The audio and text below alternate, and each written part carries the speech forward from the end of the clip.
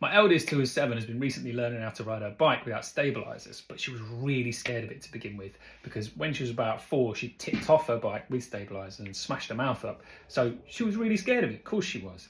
Now, what's frustrating as a parent is I know up here that if I can just get you to do this, the fear will go away and you will really enjoy this at one point. But I also understand why you are afraid. So if you've got a kid who's scared of learning how to ride a bike, swimming, going to a particular sports club, going to school, whatever, some of the advice you'll get will be, oh, just chuck them in and they'll be all right. Doesn't really work with swimming. And on one hand, you'll be like, yeah, because they'll learn that they can get through it on their own.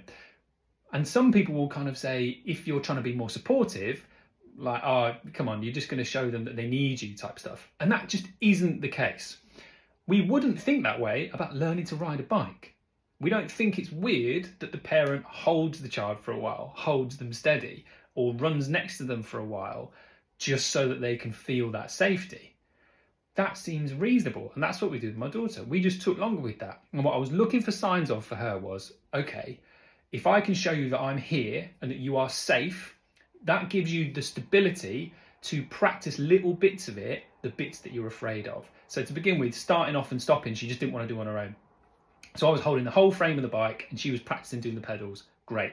Once she can do that, all right, I'm going to start you off, but while you're in the middle, just pedaling, I'm just going to hold you back and that'll be all right. Did that for a while. Then I'm just going to touch you. I'm not going to be holding you. Then it was practicing starting yourself off. Then it was daddy running next to you, etc. Gradually backing away.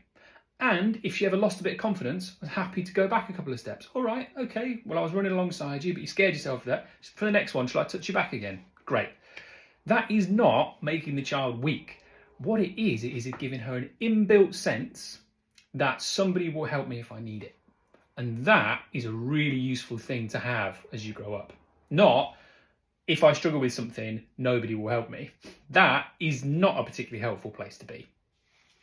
So it's also not the case that I'm going to say to her, I'm going to help you forever. My ultimate aim is to get her to be able to do this on her own. But helping her feel safe and secure to practice actually means she's more likely to get there, not less likely.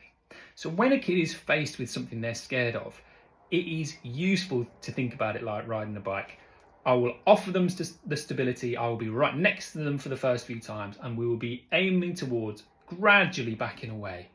But I'm looking for signs from them that they're ready for me to do that. And then we'll take that step.